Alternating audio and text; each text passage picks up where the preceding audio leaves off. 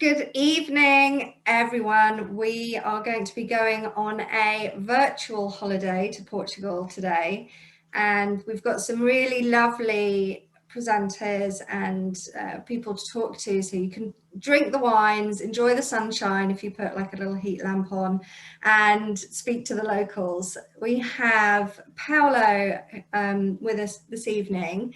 Paolo owns Exquisite Portuguese Wines, and for those of you who have bought the wines, Paolo would have been the person that you dealt with or spoken to and shipped them out to you. So I'm really excited that some of you, unfortunately not all of you, but some of you have been able to get the wines that we'll be tasting this evening. We also have Francisco Baptista with us, who is the winemaker of the wines. Now, a really interesting element to this selection is that the three wines that we're tasting, so we have Maria Popoila, which is an Alvarinho from Vino Verde. We have Insurgent, which is a red blend from the Dow, and we have Andresa Reserva, excuse my pronunciation, which is another red blend, different red blend from the Douro. So they're from three different regions of Portugal, but all made by the same winemaker or influenced by Francisco. So he'll be able to talk us through those wines and the kind of philosophy of how he works, which will be really interesting. We also have the lovely Lauren Denya, who is a WSET, I call it WSET, that's not how everyone else says it, WSET.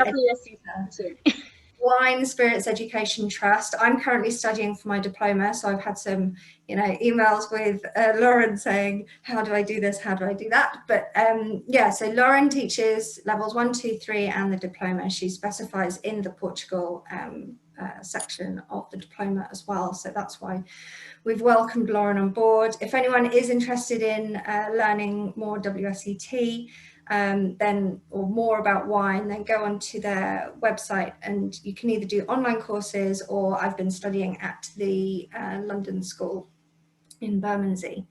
And then we have the wonderful Amelia Singer, who has been with me on this wonderful journey of webinars.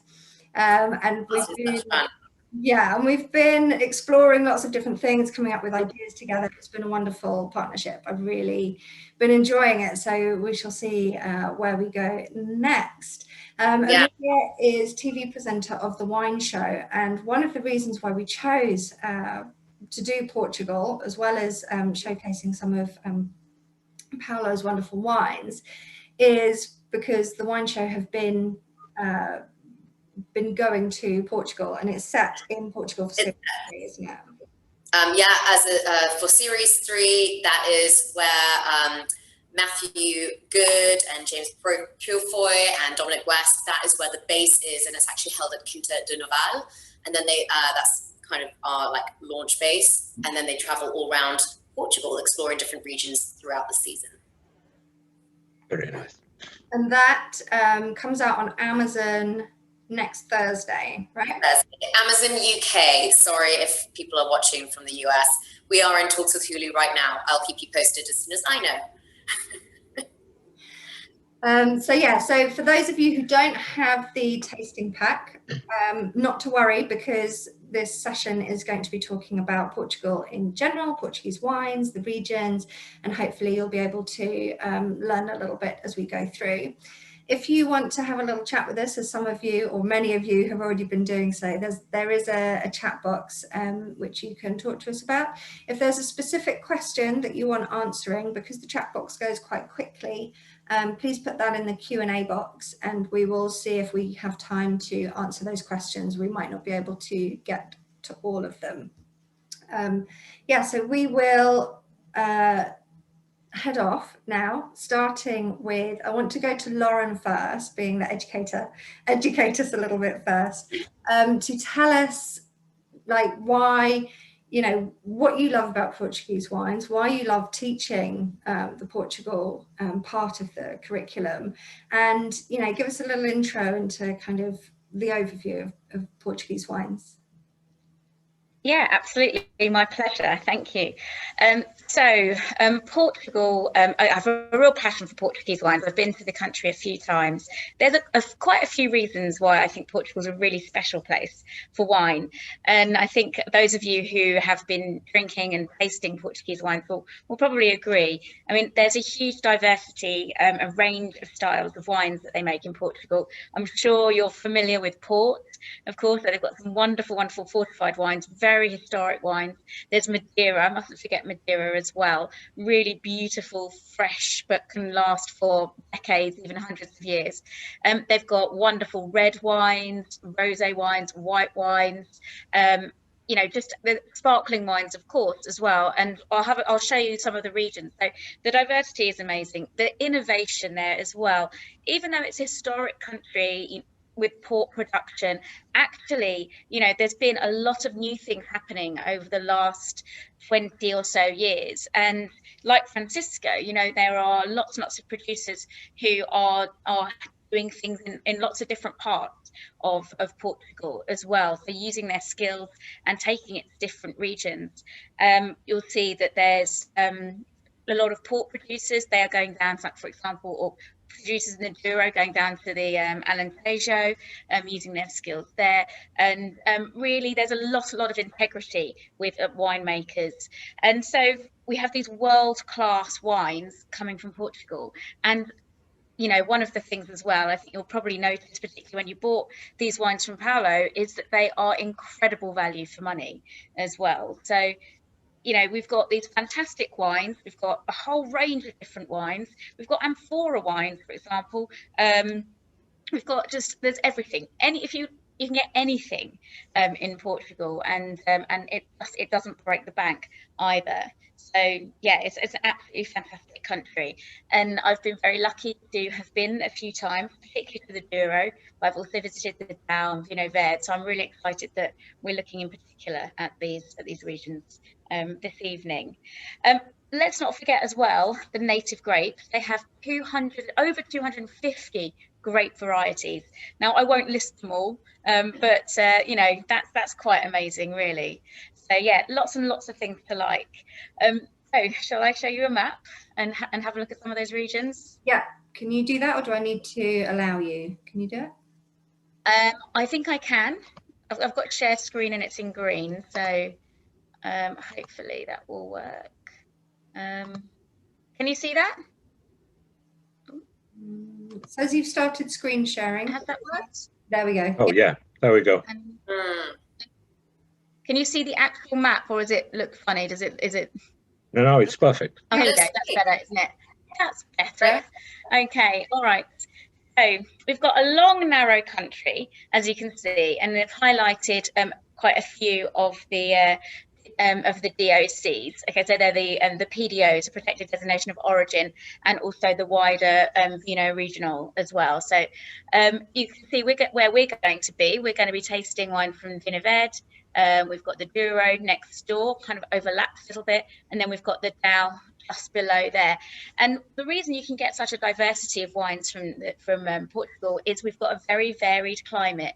So right up here, if you're familiar with the world of wine, we've got just the Spanish over in Spain here.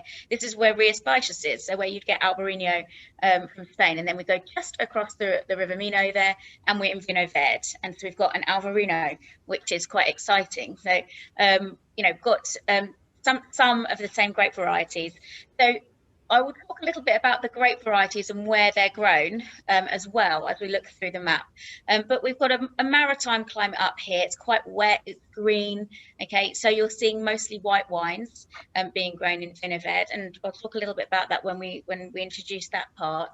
Then we've got much more red production in the Douro, and of course the Douro is a UNESCO World Heritage Site with very, very steep slopes, and where we get a lot of port and a lot of lovely wines made from those port grapes as well. So it's very, very mountainous there.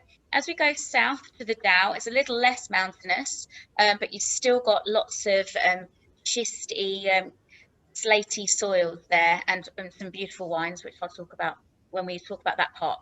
But we're not going to be tasting wines from sort of further down, but I'll talk a little bit about each region, well, most of them.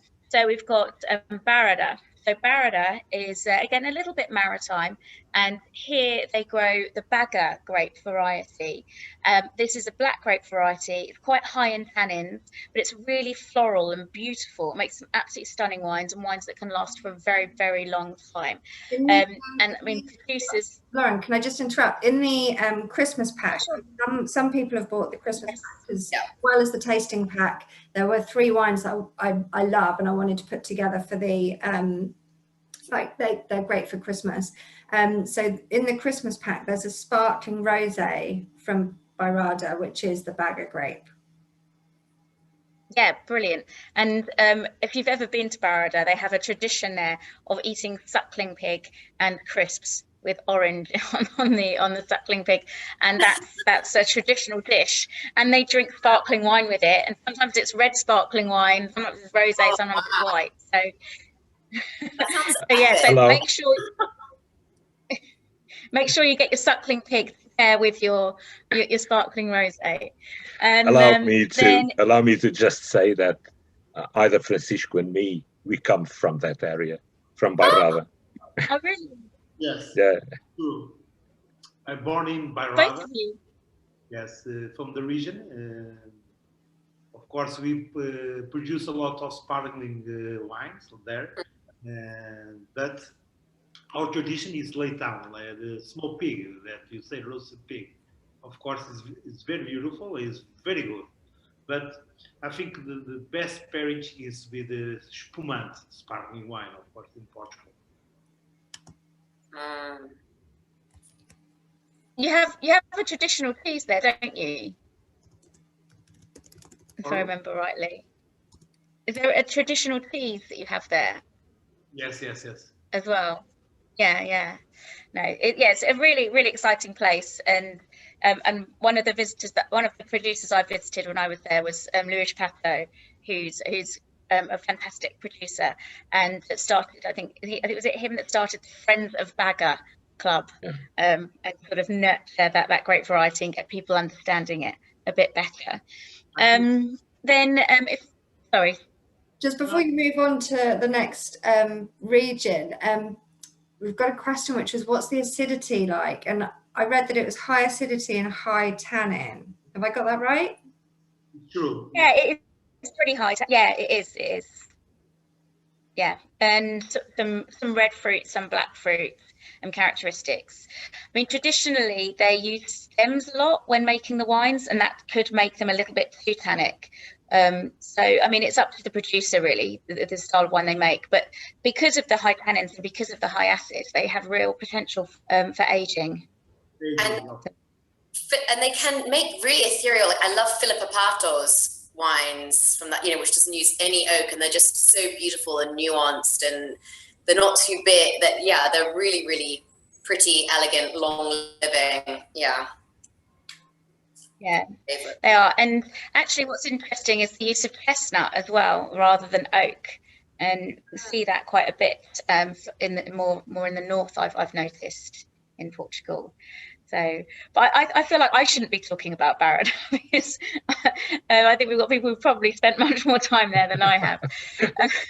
But then if we carry on south, we've got more of a kind of, again, more sort of Mediterranean-y, as was around Lisbon. I know it's not the Mediterranean, but that's the kind of climate we'd classify it as at WSET anyway. But we're getting hotter as we go further south. So we generally get hotter as we go further south and hotter as we go further east towards Spain as well. So it becomes a bit more continental as we go further east. So less rain as we go further east. And then you can see we've got the Alentejo with its 8 sub-regions. In Alentejo, it's really innovative. They're doing loads and loads of new stuff in Alentejo. It's also got the Vino de Tala DOC, which is for amphora wines. So they make white amphora wines, so kind of like orange wines and red amphora wines as well. So that's really exciting. And they also, as well as a lot of the native grape varieties, and I'll talk about grapes in just a moment, they also do grow some of the international grape varieties there too. So for example, Syrah.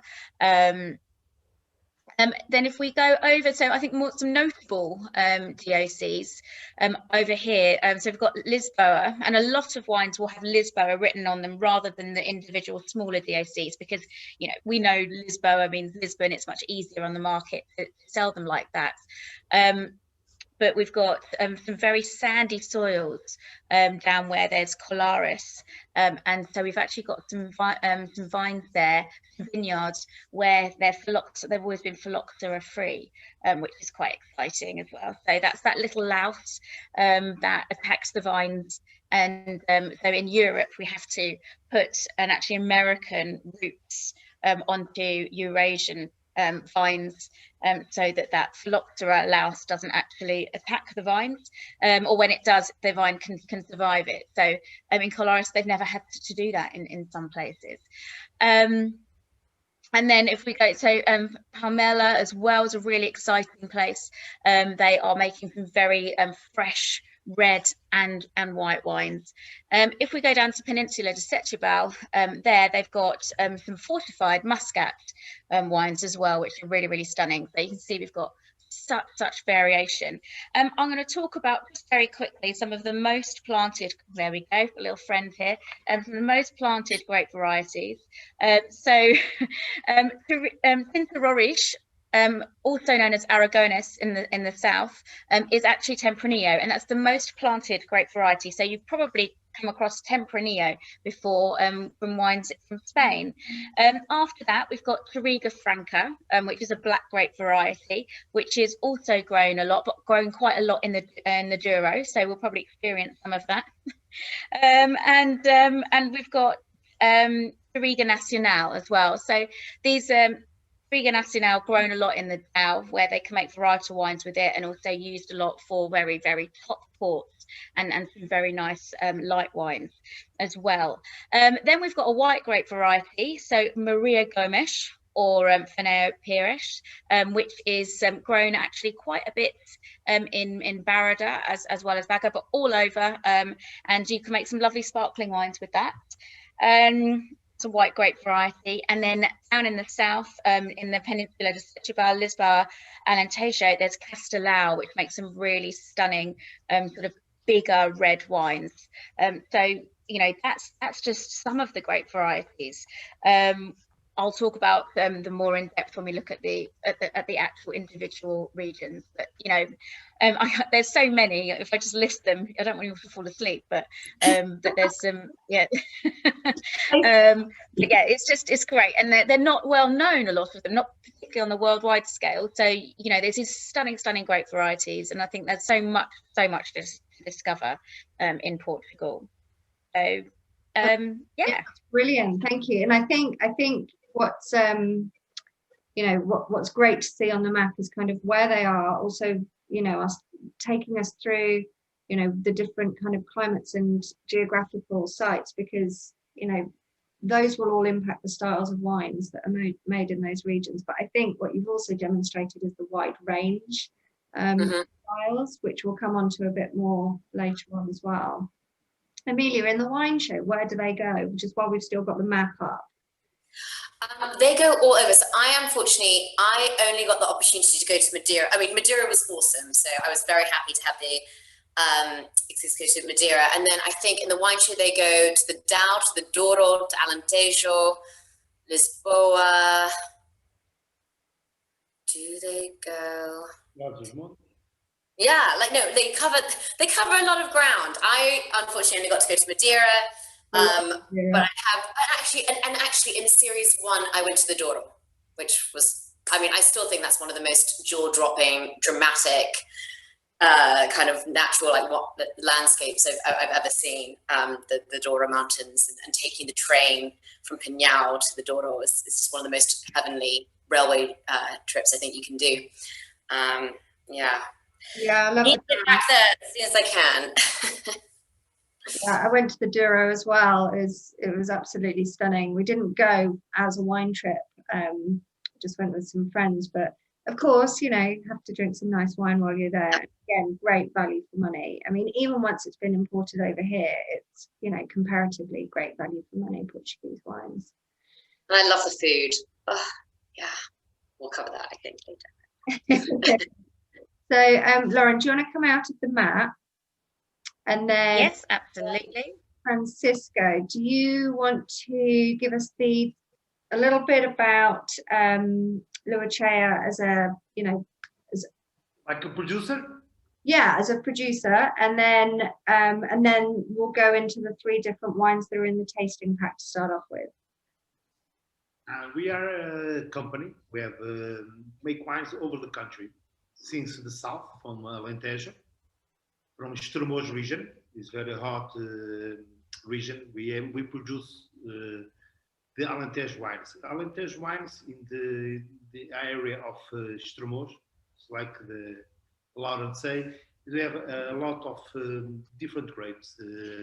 Mainly Aragonês is the same of Tempranillo in Spain, and Tinta of origin the Douro Valley and the Down Valley.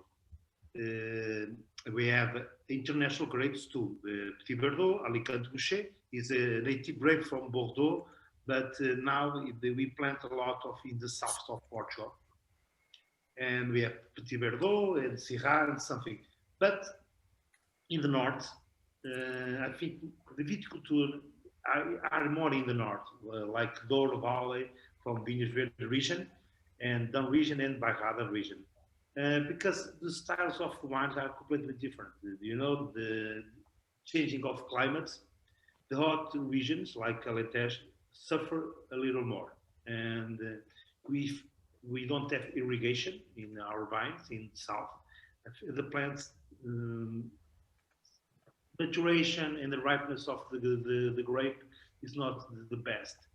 In the north, we have the soils are completely different. In the Douro is mainly schist soils, and the Baroda region is clay and calcareous, and Vinho Verde region is like mix of land. We have calcareous, we have schist, we have sand, we have clay. We are different because the region of Vinhos Verdes is completely different. This way where we find more freshness because of the influence of Atlantic, and like Lauren says, very green. It's not the region. The wine is not green, but the region is very green, and it's not Vinho Verde in Portuguese is Vinho Verde is green, but the region is. We have a lot of acidity. We have a lot of character of wines. Today we got to speak about one variety we have. It's Alvarinho, but the region have a lot of great grapes like Loureiro, like Avesso, like Pedernais Arinto from Bucelas, but in the Vinho Verde region is Pedernais, and make different styles. So, one of my favorite grapes in Vinho Verde is Loureiro. But Loureiro in the Cávado is a small region. It's completely different from Lima. Is another river we have, Lima. It's near of Viana do Castelo. It's very near of the Atlantic. And the wines are completely different styles, but the same process of winemaking, but the wines have different characteristics. I speak to, I'm sorry, my English, not my... No, that's fantastic. I mean, I think that's kind of Portugal's strength and also maybe weakness for consumers, because there are just so many grapes out there, and it's just hard to know, well, what does this correlate to style-wise, or what should I expect, or what do I pair this with? But yeah, it is incredible, the different styles, even just in adjoining regions, how differently the climate and the terroir and the styles vary. It's like, a wine is like a child. I don't have childs, but it's like a child. It came from the same mother, but they have different process. Everyone have one identity, and they are grow together, but they are completely different. It's like the wines.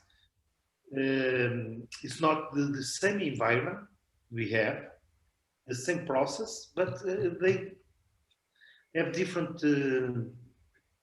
streets to go. And it's like the wines. If I go speak a variety we have, is Alvarinho. Alvarinho in the Monção Melgaço is a DOC, is a very small, is only 2 villages near of Spain, where we produce the DOC Alvarinho. In the other parts of the region is not DOC. This is Vinho Regional. It's like, it's not table wine, it's regional wine. And the difference is of Alvarinho from Monção Melgaço is completely different from the other parts of the country. Like Vinho Verde, we plant Alvarinho in the south, in the Alentejo, in the Lisboa region, and in the Douro too. But the grape variety, I think the Monção Melgaço is the best expression of Alvarinho, like in the Alvarinho from the Ribas Baixas. We are, I think, because the soil, I was see a word, speak a word, is terroir. It's not only grape, but the people who work, the climate, the soil is completely different. I can plant Pinot Noir in Portugal, but it's completely different for Burgundy. It's the same grape, but the style is completely different. Do you want to talk us through the Maria Popoila? Any questions? Do you want to talk? Can you talk us through the tasting from the Maria Popoila? Maria Popoila is a different style of Alvarinho that we have. We have another Alvarinhos in our portfolio from Lua Cheia. This is Alvarinho. We stop the fermentation to have a little of residual sugar, because in the Monção, this is the soil are completely different. They have a high acidity. It's about 8.25 grams of total acidity in tartaric acidity, and to balance these acids, we stop the fermentation in the end of the fermentation to balance the acidity, to give some body to the wine. But if I make maceration like Nostalgia, we have another label, is Nostalgia. I make maceration with the skins, and this acidity is going down because I don't like to make malolantic in my white wines, because I don't like I'm sorry, it's my opinion, of course. I don't like the flavors and smell of the malolantic in the white wine. A little of butter, I think acidity is one thing is important to the white wines. It's like the center of the wine is the acidity, because the acidity is going to make for us to aging the wines. And I think in the future, the wines with young with a little of acidity go aging very well. It's like the Lawrence say about Baga, because they have a lot of tannins and a lot of acidity. These wines go aging very well. Lauren, that's quite Lauren, that's quite different to like Alvarinos that I've had or Vino Verdes I've had before. Normally the acidity's high and you don't have that residual sugar. Is that normal, or is it just my experience in the UK? The way in Vino Verde, there's two kind of styles, really, isn't that? That's what you're saying in a sense. So you've got your Monção y Melgaço, which is bordering Spain, and in some ways can be similar to what you might get from Rias Baixas, but they've also got this wine where they blend the grape varieties, so the Loureiro, the Orinto, and the Alvarinho, and some others. And traditionally, they used to have a little bit of pétillance, a bit of spritz, and they had lower levels of. They generally have lower levels of alcohol. They can sometimes have a little bit of residual sugar. I mean, it was to do with the these wines stopped fermenting and then restarted a little bit, but that's not the case anymore. So it's correct. No, am I wrong here? But you now they can add a bit of CO2, can't you, to get that spritz? That's how that works. I love these wines. I think they're so they're light, fresh, great in the summer for me personally. That's my take on it. But you were saying it as well, Soma, that the difference in style. This one, yeah, what I really like about this is I felt that there's quite a lot of tropical fruit in this. It's got a real ripeness to it, that I don't seem to find so much. So yeah, that. Do you leave the grapes on the vine a long time, Francisco, for this wine? Sorry? Do you leave the grapes on the vine for a long time? I think you are tasting the vintage 2017, I think. Yep.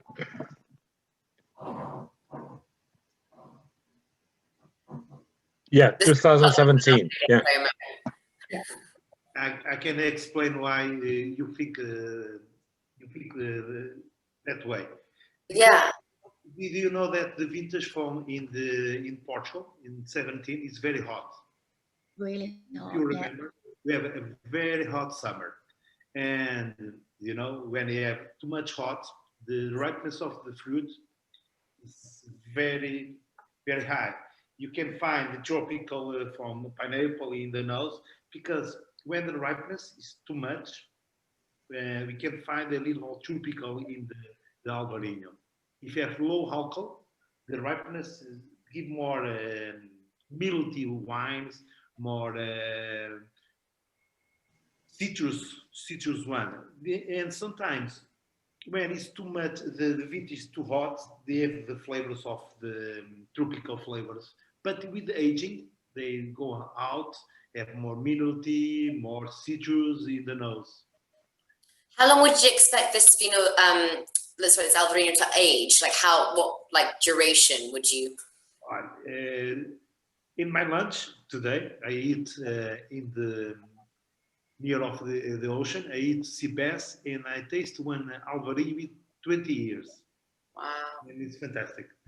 They aging like Riesling. With some aging, the Alvarinho gives some flavors of petrol from the Riesling. It's like the same. They aging very well. Would it need to be fermented in barrel for that to happen, or no? That would just happen naturally for it to age like that. No, because the barrels is very important. But the Alvarinho don't need too much wood aging, because we want to keep the fruit of the grape in our wines. It's only to balance. The best way for me, my opinion, is to have the second and third years for Alvarinho. Because we want to balance the micro-oxidation in fermentation. We need it, because it's, how can I say, it's a little bitterness in the beginning of the wine of Alvarinho. When it burns in the end of the fermentation, it's a little bitter. We find a little bitterness. In the end, with some aging, this bitterness going out, you can find the acidity, the purity of the fruit is the most important. That's wonderful. Well, I think for those of you who have the Alvarinho, it's a very different style. And if you're used to drinking Alvarinho from Rías Baixas in Spain, it's a very different style for that as well. Just like you said, it's same child, but with different character, different personality. Can you take us through the Insurgent from the Dow now? Because the Dow's, so Lauren showed us a little bit more south. And this is a beautiful red wine. Yes, the Dow, is where you born. We say that the Touriga Nacional born in Dow is the most elegant Touriga Nacional. And for me, near of Serra da Estrela is a part of Portugal. Is the highest part of Portugal.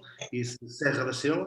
The hill of Estrela, and I like the Touriga Nacional from there, because it's not too much heavy, and it's very fruity, a lot of bergamot in the nose, good acidity, because I think the Touriga Nacional need to have acidity to balance the flavors.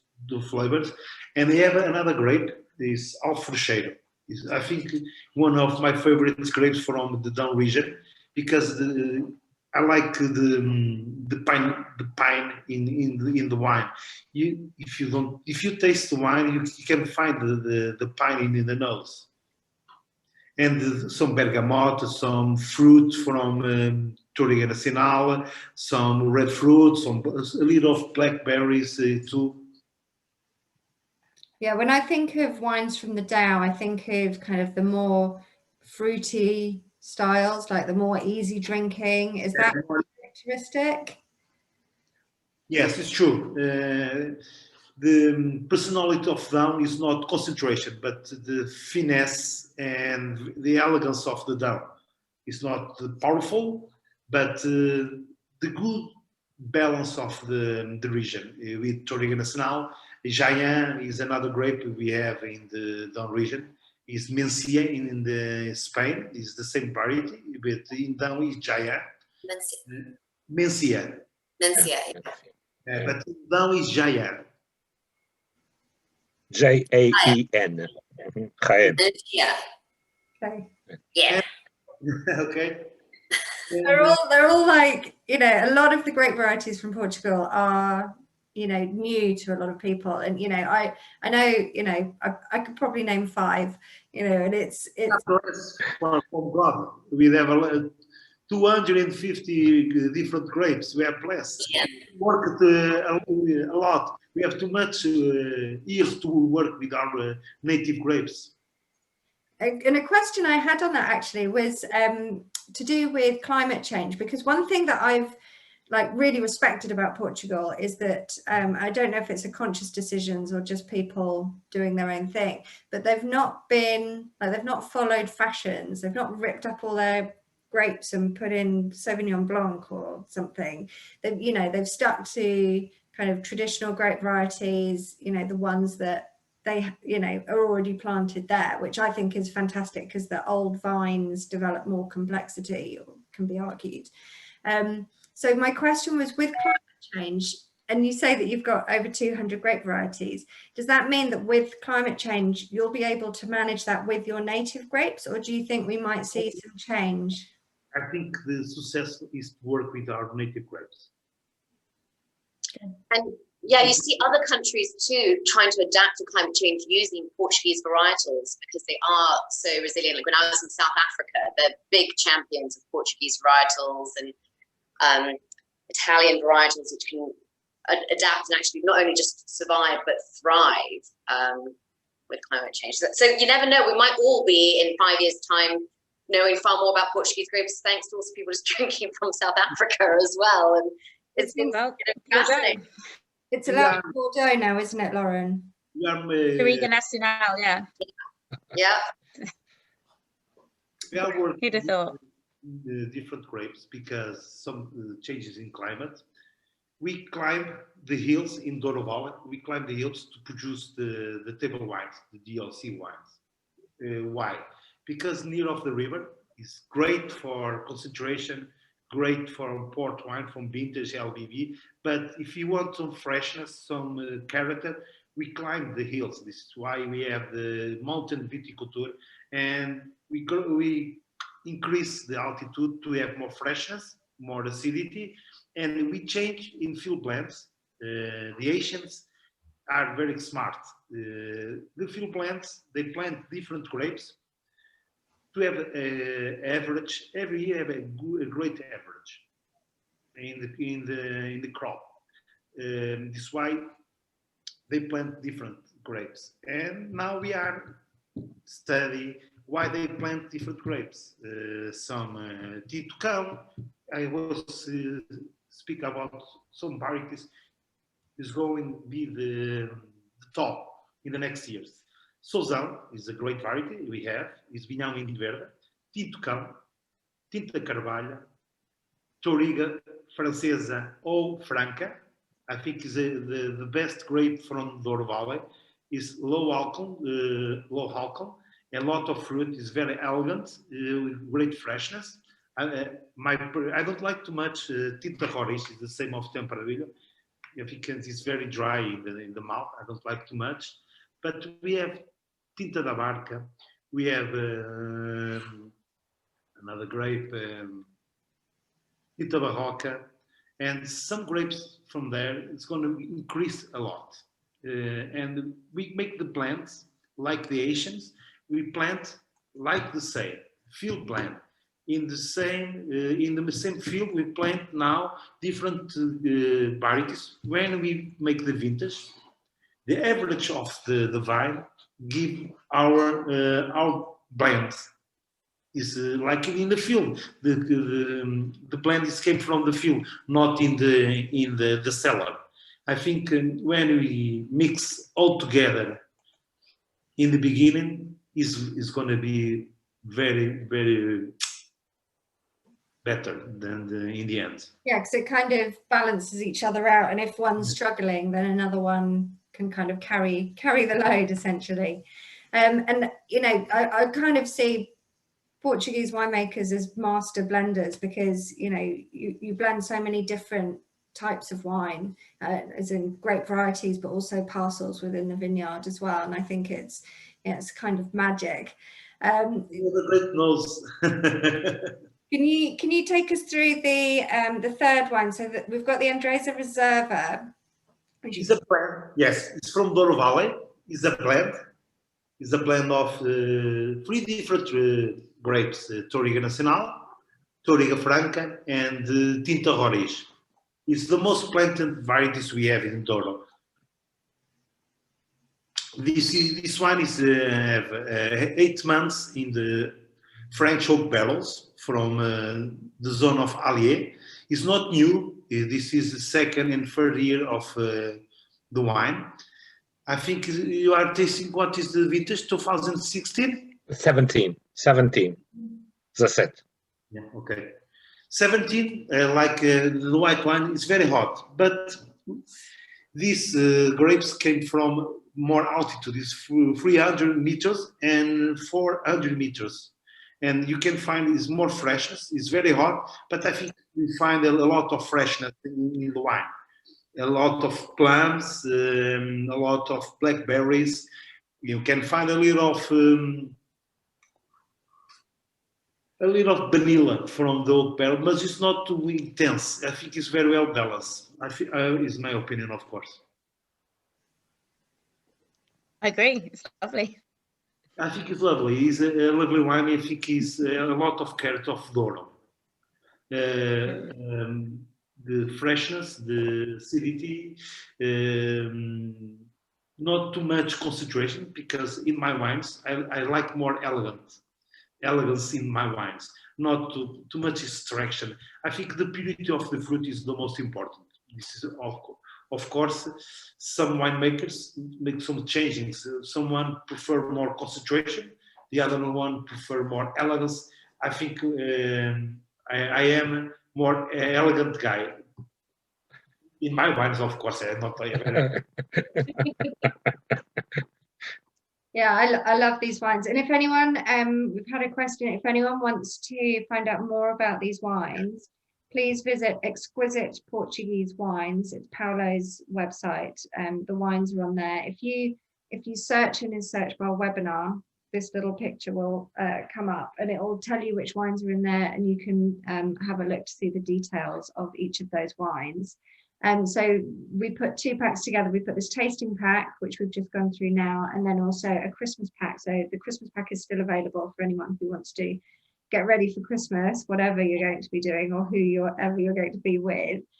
In the Christmas pack, the reason why we ended up doing 2 is because I wanted to demonstrate the real range of styles.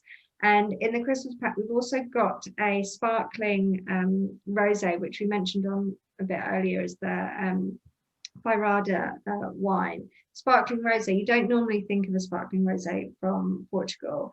And then we've also got the 10-year Tawny Port, which is stunning. It's like the 10-year Tawny is so good, especially. This is not meant to be desecrating it, but yesterday I do my Instagram lives in California, kind of 6 p.m. And I love to mix wine with different, like wine and art, literature. Anyway, I did a wine Halloween candy one with one of my wine show co-hosts. He has a wine and hip hop podcast and does branding with wine and hip hop. Anyway, we did Snickers and Tawny Port. Just leaving you with that thought. Just sorry, as you said Tawny Port, I was like memories of yesterday evening. It is like the most kind of taking highbrow and lowbrow and just like bringing them in together, and it's just wonderful. Anyway, that was meant to be a compliment and not desecrating 24. Yeah, amazing. I mean, it's definitely got that real nuttiness. Because do you teach port, Lauren? Do you do the port? Yes, I do. In fact, I was doing that yesterday in Edinburgh. Yeah. So I've been tasting some 10-year-old, some 20-year-old Tawny Ports. Had some lovely ones. And you're absolutely right. I mean, you think the caramel, the nuts, chocolate. It's great. It sounds like an amazing pairing. A really easy dessert. And then in that trio, we've also got so the Luacea, so the name of Francisco's production. So Luacea, the Reserva Red, which is quite a full-bodied red, which would be perfect for Christmas. I've actually got kind of, again, a different style. Oh, you can't see it. If I put it in front of my face, you can see. Again, another different style. So this is the Luacea Reserve white wine, which is, you know, again, another very different style of wine. And it's just amazing how broad Francisco can be in the styles of wines that he's making. So that's excellent. Paolo, do you want to give us a few tasting notes for the sparkling rosé? Okay, thank you. Of course. Well, I think that you chose one of the best wines for me as well, because I love this rosé. I love the Baga grape. And as I said in the beginning, Francisco and I come from that area. We come from Aveiro, very nice place to visit if you're in Portugal. Anyway, Baga, one of my favorite grapes, again, for the sparkling. You know that Baroda is the only DOC for sparkling wine in Portugal. We have sparkling all over the country, obviously. Everybody makes sparkling, but the only DOC is Baroda. So this one comes from that area. Sorry? Oh, sorry, we have another one. Yeah. Oh, okay. But Baroda was it's recent. Yeah, okay. So the question is, it is made by Adega de Cantanhede and Osvaldo Amado, that is a great winemaker. This time is not Francisco. But it is, all the wines in the Baroda area are made with the traditional champagne method. So it's a very fine bubble. It's really, as the Baga grape allows it, it's very fruity, a bit of jam as well, if you have it. The soil, as Francisco said, is limestone and clay, so the acidity is there, the freshness of the wine is there. It's very well balanced. As I said, a very fine bubble. Oh, it's wonderful as an aperitif, with sweets, with whatever, with suckling pig, you name it. It's a great one. Yeah, I loved it. I think like we're trying some of the wines to just finally decide on which ones to put in the packs, and I loved it because it was dry. I kind of expected it to have more residual sugar in it because Portugal's so warm. That's what I was expecting. But I loved it. It was really easy drinking too. It is fantastic, indeed. As the well, we also have in that pack the 10-year-old Tawny Port. Everybody knows about port and Tawny, and this one comes from, obviously, from the area, from Vieira de Sousa, an old family doing port wine for ages. And Luisa Borges is the winemaker. It's really a thick white, thick port, but so tasty. So I love the nuts. I love that nutty flavor. Is really something that you can have, well, with desserts, whatever. Christmas cake. Sneakers, whatever. Or okay. Did you put it in the fridge a little bit, or you served it room temperature? Yeah, and I was trying to be all like, I took a bite of the Snickers and then I had a sip, and then I was just dunking the Snickers in the chilled. That's crazy. I did it off camera. I was just like, I think that port allows almost everything. So well done. Do you find that people are now not just sticking to port at Christmas? Like I just actually posted last week, because obviously there's like something like an election going on here. Anyway, everyone's getting like very heated about it. And I was asked, what is the best drink to survive the political kind of fervor? And I said white port and tonic, because it's very refreshing, very chilled, half the alcohol percent of a gin and tonic. So particularly if you're watching the debates, you'll need more than one at least. It's very easy to make. I just do white port, fever tree tonic. I add in like a bit of mint, cucumber. And have you noticed people in the last, I mean, we also, like when we were filming in the wine show, we were very much trying to say like you can enjoy port in lots of different ways and it doesn't just have to be at Christmas. Have you noticed an uptake in people buying port or experimenting with different styles of port? Indeed.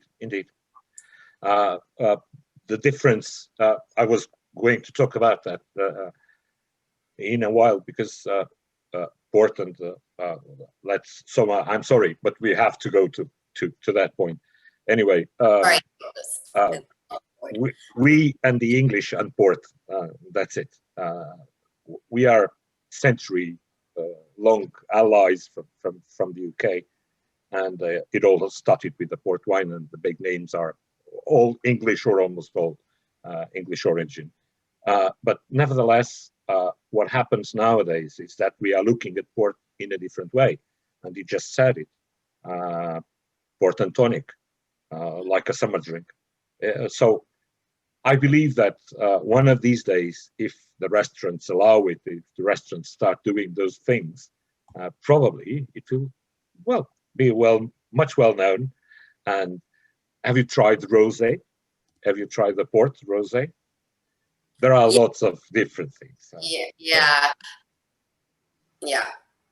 Crofts do. Yeah, I've tried a couple actually. No, I do like, and you can make fun cocktails with that. Yeah. As well. So there it is. Just a new way of looking at port wine. Yeah, I think it's interesting how consumer attitudes are changing, and from what I understand, the UK market is quite receptive to different and new styles of wine and drinks, and kind of a testing ground for some countries or wineries perhaps. It's in terms of, because we've had a few questions about, do you still have a shop, Paolo? You don't have a shop anymore, because you used to have a shop. No, which is how and doesn't have a shop anymore, but now you still sell online in the UK. So anyone in the UK, still. I'm still here. I'm still based in Barlow. We don't have the shop anymore, but anyway, we moved online, but we still have the warehouse here. So it's always nice. Well, we don't do much visits to the warehouse. It's not very nice to show, but and we try to let people know that we are here, and we can always order online. We are always looking for new wines and new experiences. So you're welcome. And we could always arrange an online tasting if it was something that people wanted to get involved. Obviously. Beyond yes, of course. Show more of your wines, although opening 3 bottles, please drink responsibly, everyone. Opening 3 bottles can be a little bit daunting. But yeah, Paolo used to do amazing wine tastings with little snacky food things as well, which is yes, I know. I do miss that too. But anyway, no, it's the only thing. Well, the times we live in, really only online we can do it. But for sure, I will be making it as soon as possible. Something that we have been doing these last years with 2 or 3 restaurants is to promote wine pairing dinners. We did with the Vanilla Pod, with the Royal Oak in Paley Street. So really extremely good restaurants, and that enhanced enormously the power of the Portuguese wines. And that's where we are. How would you guide consumers when it comes, well, I hate the word consumers, but how would you guide people when it comes to really understanding, navigating the world of Portuguese wine? If you had to give 3 tips, if they wanted to try new styles, or to try, would you say try and tackle it by, try and compare regions? Would you say target it by grape? What would you suggest? We are, well, that's a very difficult question, really difficult question. And that is, I've been struggling. We came to the UK 5 years ago, and we started with our shop. And one of our main focus was to understand or try to understand what people liked, and then try to sort out what would be best for them in those styles. Obviously presenting them with new stuff.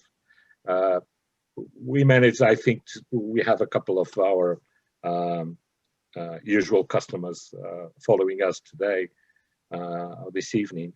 And I think that we managed to surprise them all the times, because it's such a great opportunity for me to talk, not only talk about the Portuguese wines, but to sell them and try to explain them. And because we do so many great wines. Francisco and is here tonight with us, and all the new winemakers are really understanding what people like, but not losing the old methods, together with new technologies and all the studies that they have and all the technical capacity that they have nowadays. And they are producing these kinds of wines. We had the example tonight. Maria Papoula, I think, is, for some of our viewers, must be a real surprise, because if they were used to Vinho Verde as it was, with that fizz or whatever, this is a more, like I like to call it, is a more serious white wine. It is from that region. All the wines are DOC, but it is so nice to see how they evolve. And the work that the winemakers in Portugal are doing at the moment is absolutely stunning. And I feel privileged to be able to have them here and show them to whoever wants. Yeah, I think we've got a question about like, why is it so difficult to find such a good range of Portuguese wines in the UK? Like, is it because not enough is produced compared to other countries? Is it difficult importing into the UK, or do you just drink it all yourselves? Like in Germany, they just drink it all themselves. We drink a lot. We do, don't we, Francisco? We drink a lot of wine, but we export also a lot of wine from Portugal. I think that the main thing is the way the supermarkets and normally the restaurants work. Unless you are a company like we are, and we struggle a lot with the restaurants, because we only sell Portuguese wine. We don't sell wines from anywhere else in the world. So whenever we go to a restaurant, we only offer them Portuguese wines, and to make them open their wine lists for another supplier just to have a couple of Portuguese wines is really difficult, and it takes a long time. And fortunately, we have been able to work with really good restaurants, really interesting restaurants, and that keep us asking us for new wines, trying new things, and it's a continuous work. The way, well, the main thing about Portuguese wines is not only Portuguese wines, but wines in the UK is the taxes, and the taxes are really heavy. So you can go to Portugal and drink a wine and drink these wines for much less. Yeah, I found that them here in a store that people would say, "Oh, I've been on holiday and I've had this wine for £3. Why are you selling it?" Whatever. Yeah. And I'm like, that's the question. It's That's the question. tax. We call it, well, they call it the excise duty, but it's really heavy on the wines. And just talking of VAT, the wine in Portugal pays 13% VAT, while in the UK they pay 20% VAT. So it's difficult. But anyway, the question why it is so difficult to find them also is because I think we have a great deal of producers, but very, very small producers. And so the logistics of the main distributors in the UK makes it really difficult to bring all those wines into the UK market. Obviously, they have, all the big houses have Portuguese wines, but it's their own wines, the wines that they want to sell. We try to be a bit different. We try to, I choose the wines myself, and I choose what I like, really, and what I think is suitable for the market. Well, I don't know. We have been trying to do our share of,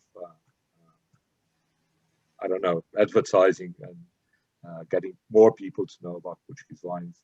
I think we have been doing our share. I think we'll keep doing it. It's lovely to do it. Well, I love your wines. And I love your wines, Francisco. Francisco, we had a question. If people are heading over to Portugal, can they come to visit your wineries?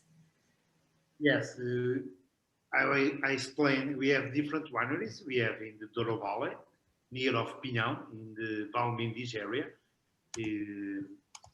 About 3 kilometers from Pinhão.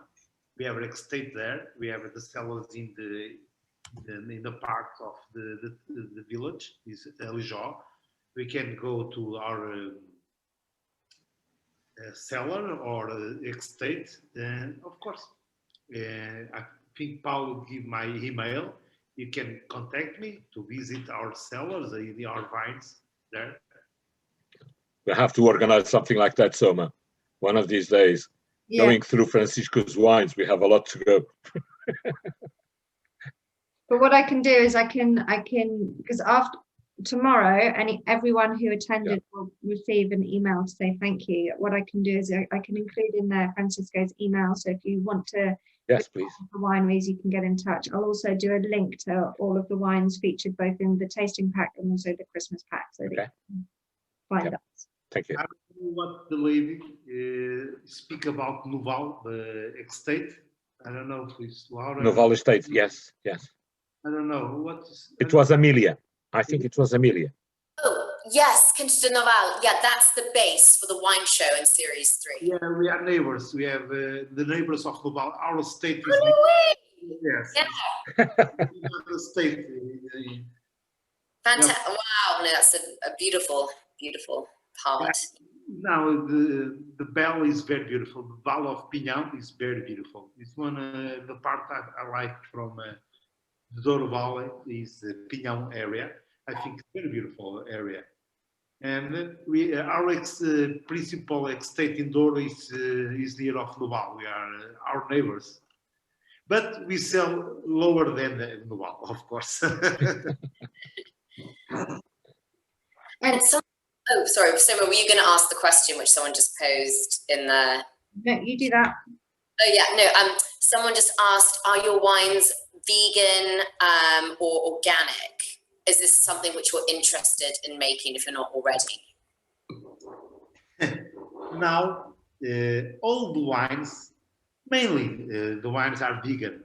We don't use animals. We don't products like eggs. We stop to use eggs. Caseina is the name, or blood to make all the products. Is only clay, mainly it's clay. It's from a soil. It's to still exists the protein in the wines only, and the other ones completely natural. Because if you came to Portugal, you see our weather is completely different from another countries. It's more dry, not even verde, but in interior of Portugal, like Douro Valley or Dam, we don't have too much rain, we don't have too much humidity, we don't need too much pesticides in our vines, and we don't have problems with the technical things.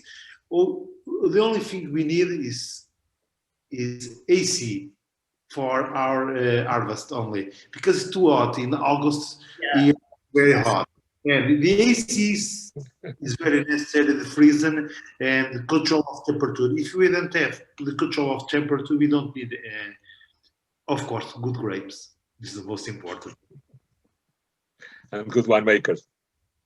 Now, I think the good ones is not the winemakers, it's the good grapes. I think if a great winemaker is to introduce modern technology and don't mix too much with the grapes, because the most important are the grapes. It's a fruit. If you treat very well, you have a great wines. Thank you. The most important are the grapes.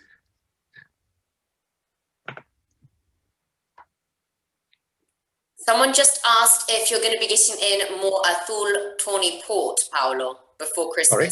It's sold out. Sorry, I didn't. The Azul Tawny Port is sold out, and the Christmas pack apparently is now being shown is sold out. Will you be able to get more in before The Christmas pack shouldn't. No, that must be a mistake. I'll just check it. Okay. In a second. Okay, well, we'll send the links to everyone in the email that you'll get tomorrow. I just wanted to, before I wrap up, I just wanted to ask Francisco to go through the tasting notes, but not the Andresa, but for the Luachea Reserva that we've got in the Christmas pack. The white wine, I think so. It's a full blend of 20. Is a white wine, the Luachea? The red one. It's the red one. Is the red one, Luachea, is a full blend. The red one is a full blend. It's about 22, 23 different varieties we have. Without only we don't have wood aging. And I want to have the purity of the fruit from the region. I think it's a great wine, very simple in the process of winemaking. I think the character of this one is the full blend, the character of Douro, the intensity, the freshness, the purity of the fruit. If you taste wine, you can feel the Douro Valley. I think this wine. You have the root of the region, but you can find the softness of the region too. It's like climbing a hill. You can find different things. This is why we use full blends, because every time you mix the glass, you can find a different flavor. It's not only the same flavor. You can find different flavors in the wine. Let me just say that the whole Luachea range, when they created Luachea, all the wines, either white or red, that one is a special reserve, and we'll have, well, people listening to us can choose on our website if they want the white or the red. They can email us, and we'll just wrap it up and choose the white or the red if they want. We have both, but all the Luachea range, from the entry level to the highest, are all field blends. Okay? They're all from old vines, field blend. We had that's got a question from Hannah, who missed us talking about the Andresa wine earlier. So I just wanted to recap. It's Touriga Nacional, Touriga Franca, and Tinta Roriz, which is Roriz. Yes, it's true. and it's got, I think it said 17 months aging in oak, so you can pick up on a little vanilla in there as well. So it's got really a lot of fruit, kind of packed full of fruit flavors, but then it's got, you know, the acidity keeping it elegant, and then it has that slight vanilla flavor to it. That was my tasting note.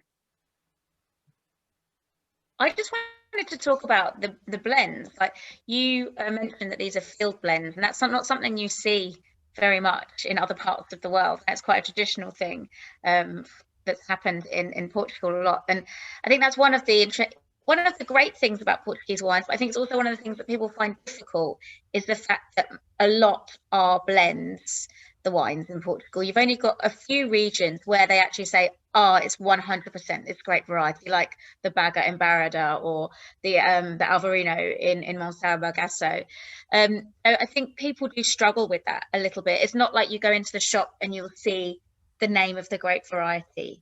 And if you do see the name of the grape variety, it's probably not one that you're going to recognize, which is difficult for people when they're buying wines. But it does mean when you learn a little bit, when you scratch the surface, you know, your efforts are very, very much rewarded with Portuguese wines. I want to mention one more grape variety, because you haven't mentioned it. It's one of my favorites, and that's Encruzado from the Down. That's white wine. I love those. I just have to say it. Oh, I don't know it. How do you spell it? Encruzado. I'll write it down for you. Yeah. I'll write it down. Oh no, that's one of my favorites too. I'm so glad you brought that up. Yeah. Encruzado. How would you describe that, Lauren, to people? To describe the kind of profile of Encruzado. Well, it's got good acidity. It's got really good acidity. So you can make different styles. I think I have a different. I have different preferences of wine from Francisco. I love his wines, but I love buttery Chardonnay. Sorry, and to be honest, I really like Encruzado when it's had a bit of oak, and it's kind of can get quite a full body, but still be refreshing. But you can make lighter, unoaked styles as well. So there's varied styles, but I think it's one of those big. It can give you a nice big white wine, and I still be really refreshing, and I like that. I like it, the big ones too. Yeah, the mealy texture, and I love it. Well, let me just say something. Obviously, I know Francisco will excuse me, but he has got a new wine from the Douro area, a white from the Douro. It's brand new. It's expensive. I mean, it's not too expensive, but anyway, it's not normal. It is called Desvios. Desvios. Okay, so like when you go and you just go to a secondary road. So I don't know the translation of the exact translation. Probably. But anyway, Desvios is if you like the Chardonnay, as you were saying, Lauren, try this Desvios because it is such a stunning wine. I was amazed by it. I tried this this summer in Portugal, and I was blown away by it. It's stunning. It's the best white that they make. How much is expensive? When you said it's expensive, Paolo, what are we talking here? £30 around. Expensive for a really great, awesome, premium, top white.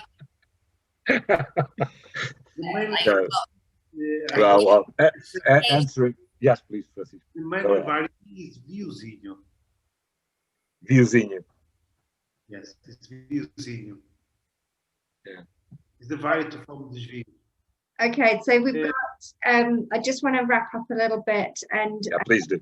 Share a couple of things with everybody. Just before I do, A couple of people had spritz in the Andres. In the Andres, they shouldn't have. Shouldn't have. You shouldn't have. If you have, just get in touch with please. Yeah. We'll sort it out.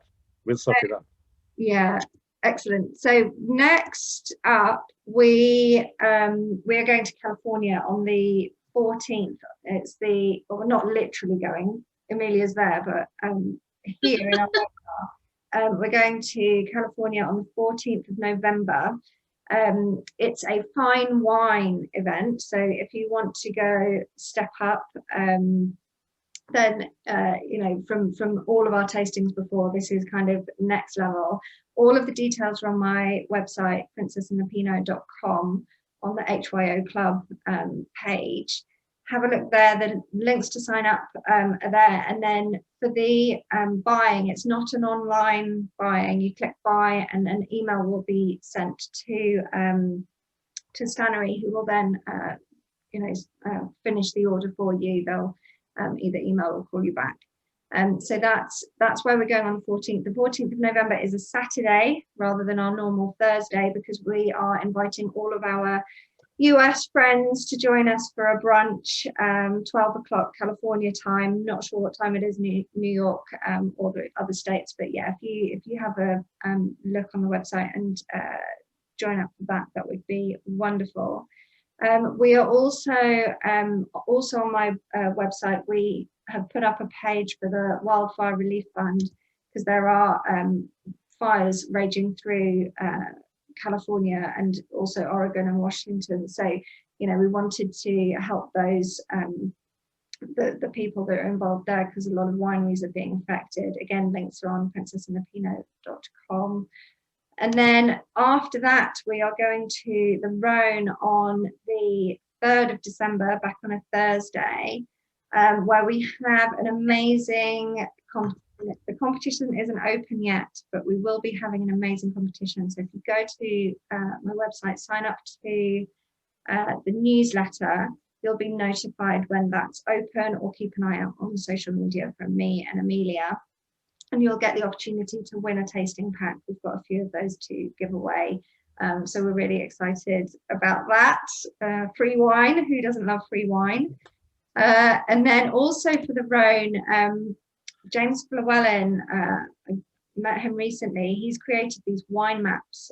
So for anyone who's a bit geeky or studying, they're actually WSET, they're in line with WSET curriculum, these wine maps. So if you fancied getting one of those for the Rhone or any of his others, goes to jamesllewellyn.com, HYO20 for 20% off.